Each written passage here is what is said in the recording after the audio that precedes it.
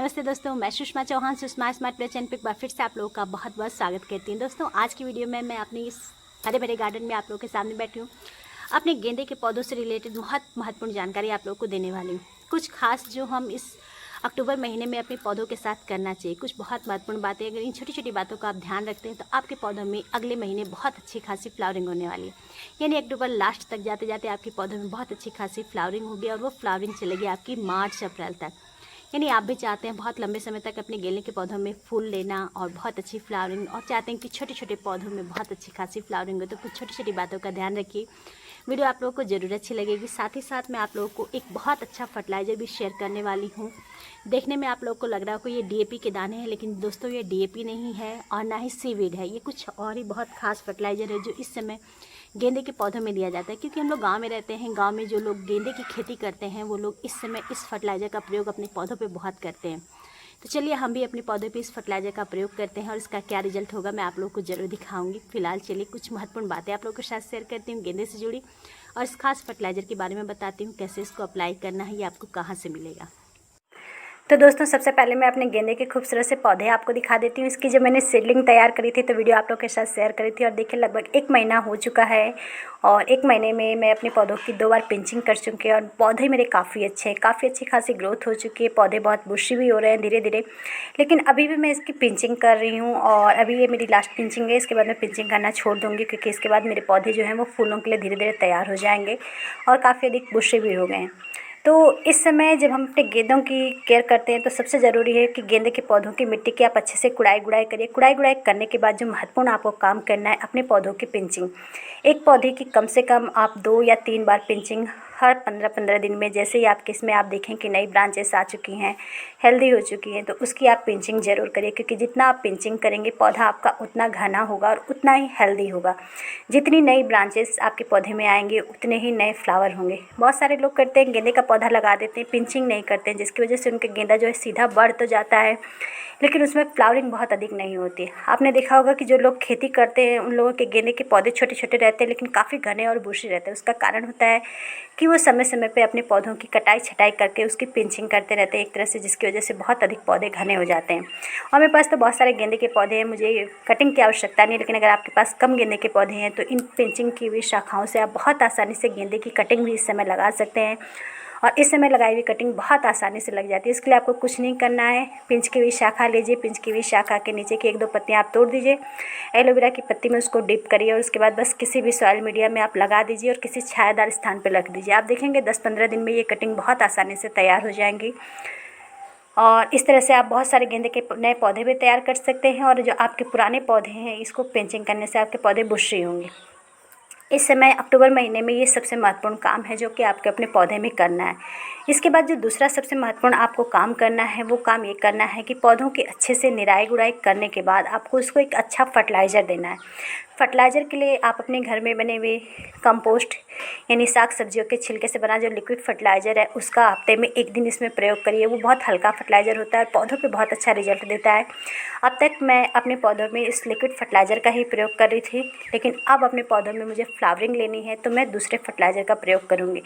और ये जो फर्टिलाइज़र मैं आपको बताने जा रही हूँ दोस्तों, ये फर्टिलाइज़र बहुत ही उपयोगी है और ख़ास करके जो लोग गेंदे की खेती करते हैं इस समय अपने पौधों में उस फर्टिलाइज़र का प्रयोग बहुत अच्छी तरह से करते हैं। और ये देखिए गेंदे के बीच में मैंने कुछ अजवाइन भी लगा रखी है, पत्ता अजवाइन, और देखिए कितनी हेल्दी और कितनी बढ़िया पत्ता अजवाइन तैयार हो चुकी है। पूरी सर्दी इसका काढ़ा पीने के लिए एकदम तैयार हमारा पौधा है और बहुत अच्छा है। अगर आप चाहते हैं पत्ता अजवाइन के ऊपर उसके केयर टिप्स के ऊपर वीडियो बनाई जाए तो आप कमेंट करिएगा, मैं आपको पत्ता अजवाइन के ऊपर उसके केयर टिप्स के बारे में वीडियो बनाऊँगी और आप चाहें तो मेरे चैनल पर जाके देख भी सकते हैं।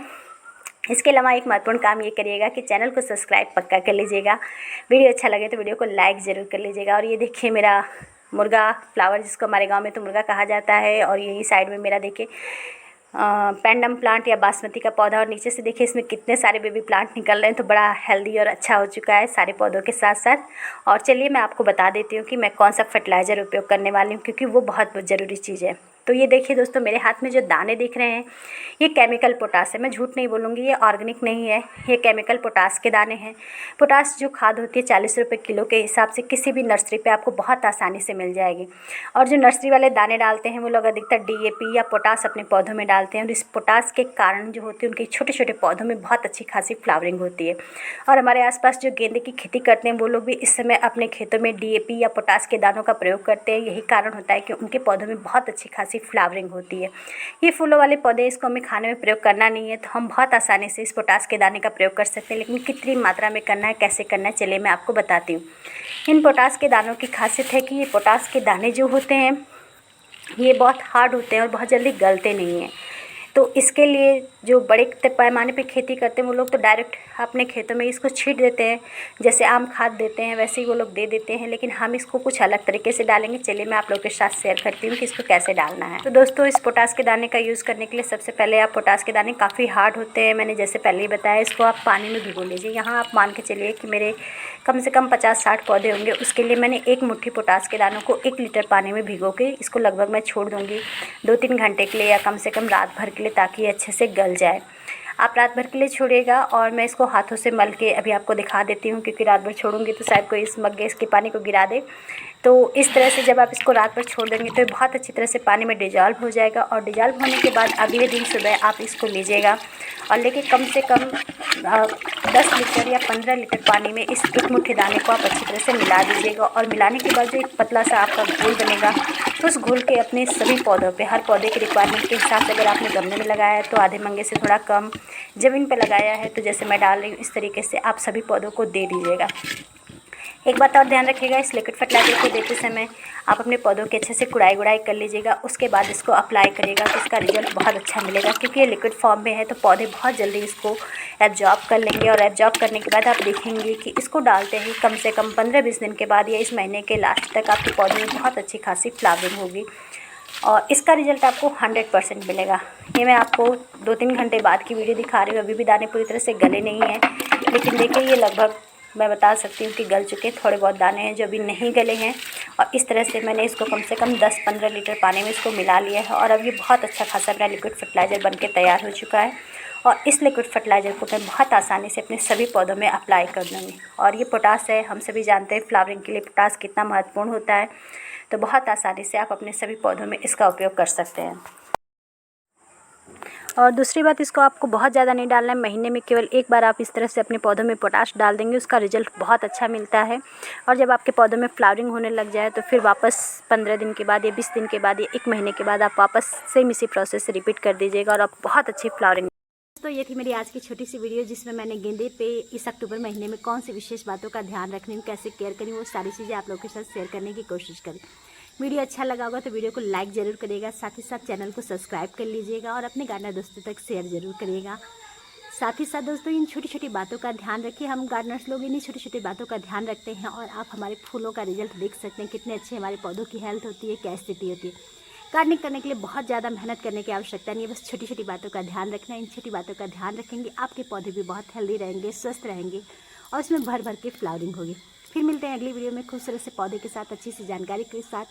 तब तक के लिए वीडियो देखने के लिए आप लोगों का दिल से धन्यवाद। अगली वीडियो में आप लोगों का मैं फिर इंतज़ार करूँगी, आइएगा ज़रूर।